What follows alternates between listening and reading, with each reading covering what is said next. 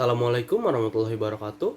Shalom, salam sejahtera bagi kita semua. Om Swastiastu, Namo Buddhaya, salam kebajikan dan salam budi luhur.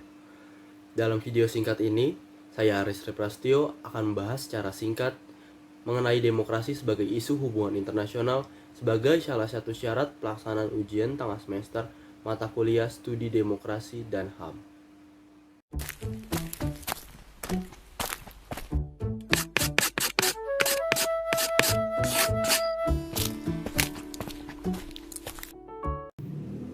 Demokrasi secara epistemologis berasal dari bahasa Yunani yang berarti demokratia dan terbagi menjadi demos yang artinya rakyat dan kratos yang artinya aturan.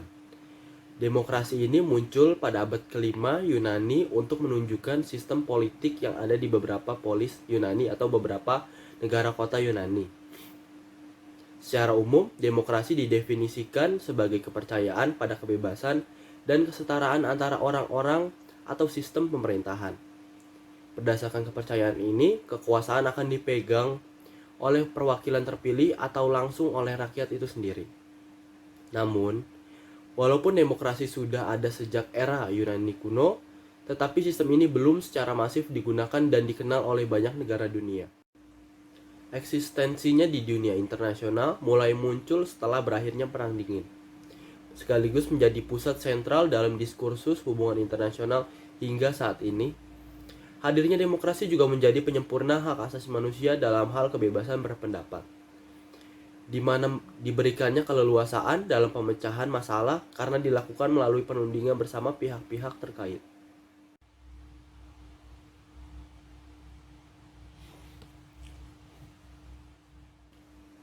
Demokrasi dalam hubungan internasional menjadi komponen penting dan yang paling utama dalam suatu agenda bilateral atau multilateral untuk mencapai konsensus bersama politik luar negeri yang diinginkan. Menurut Samuel Huntington, proses demokratisasi yang tengah berlangsung secara mondial di negara-negara dunia bergerak dalam beberapa gelombang atau periode. Yang terakhir, demokratisasi tersebut atau gelombang ketiga dari demokrasi terjadi sejak tahun 1974 hingga pada saat ini. Menurut Whitehead 2002, ada 4 cara dimensi internasional mempengaruhi negara untuk mempromosikan demokrasi. Pertama, secara koersi. Proses demokrasi ini menggunakan military action atau kekuatan militer untuk mencapai kepentingannya, seperti Irak, Pakistan, dan Libya. Kedua, kondisional. Pada cara ini, negara yang mengadopsi nilai-nilai demokrasi disebabkan oleh tidak adanya ruang gerak dalam konteks internasional. Jika suatu negara melanggar nilai-nilai demokrasi seperti pelanggaran HAM, diskriminasi ras tertentu, maka negara demokrasi lainnya akan turut memberikan sanksi dan embargo kepada pihak yang melakukan tindak diskriminasi tersebut. Hal ini memberikan dampak positif karena berhasil menurunkan angka pelanggaran HAM dan diskriminasi terhadap kelompok atau ras tertentu. Ketiga, ada kontagion. Dalam cara ini, suatu negara akan secara terpaksa atau tidak merubah sistem politiknya ke arah demokrasi karena terinspirasi dari negara tetangga. Contohnya Mesir yang menjadi demokrasi karena dampak dari Tunisia. Keempat, ada konsen. Suatu negara merubah haluan sistemnya menjadi demokrasi agar mendapat bantuan dari negara-negara lain. Terdapat beberapa negara di dunia yang sudah berhasil menerapkan sistem demokrasi dan mendapat indeks yang cukup baik. Mengutip dari laman Jergenjos, ada 5 negara dengan indeks demokrasi terbaik. Di antaranya ada Norwegia yang menduduki peringkat pertama sebanyak 9,75, yang kedua ada New Zealand sebanyak 9,37, yang kedua ada Finlandia sebanyak 9,27, yang keempat ada Swedia sebanyak 9,26, dan yang terakhir ada Iceland 9,18. Dalam agenda luar negeri, suatu negara akan menggunakan demokrasi sebagai tools atau alat dalam politik luar negeri secara berhati-hati. Karena berhasil atau tidaknya suatu negara dapat terlihat dari proses demokrasi yang dilakukan bersama pihak-pihak terkait. Jika demokrasi berjalan dengan lancar, maka akan menghasilkan perjanjian berupa win-win solution. Namun jika tidak, maka berpotensi ke arah pemutusan hubungan diplomatik ataupun pembatalan kerjasama.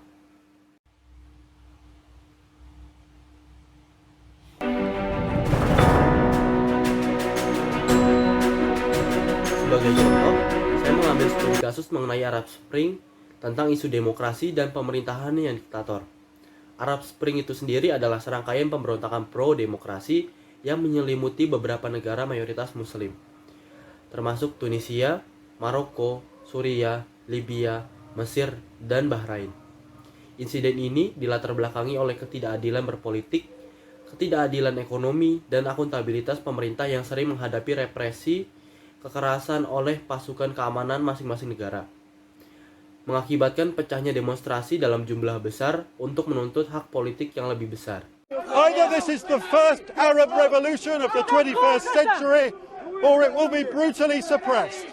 Tense new beginnings for Tunisia, its Arab neighbours nervous of how revolutionary feelings could spread.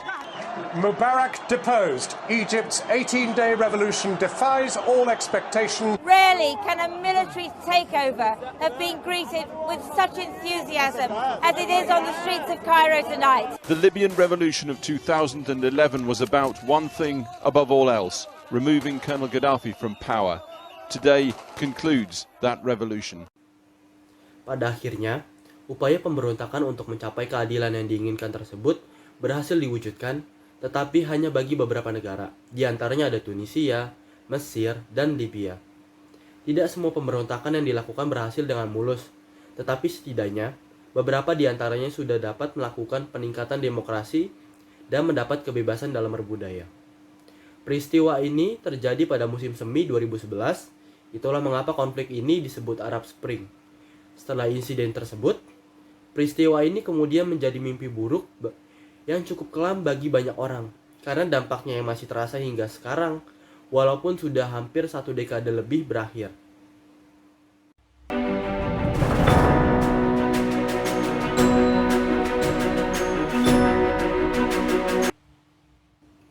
Jadi, kesimpulannya, demokrasi sebagai isu HAM dalam era kontemporer memiliki ragam jenis dan kompleksitas yang juga beragam pula. Hal ini karena semakin majemuk suatu masyarakat, maka akan semakin beragam pula permasalahan yang dihadapi. Ditambah dengan gangguan dari negara lain, baik secara terang-terangan maupun melalui budaya yang dapat mengikis nilai asli dari demokrasi suatu negara. Tidak hanya itu, peristiwa pada Arab Spring yang menjadi pelajaran penting bagi dunia, terutama bagi negara yang menggunakan sistem demokrasi untuk dapat dengan adil memberikan hak yang dimiliki tiap individu atau kelompok. Negara yang damai adalah negara yang berhasil memenuhi hak tiap individu dan kelompok dalam menjalani kegiatan sehari-harinya. Sekian penjelasan singkat saya mengenai demokrasi dalam isu hubungan internasional. Kurang lebihnya mohon maaf. Billahi taufiq wa hidayah. Wassalamualaikum warahmatullahi wabarakatuh. Rahayu, Om Santi Santi Om. Semoga Tuhan memberkati kita semua. Dan salam Budi Luhur.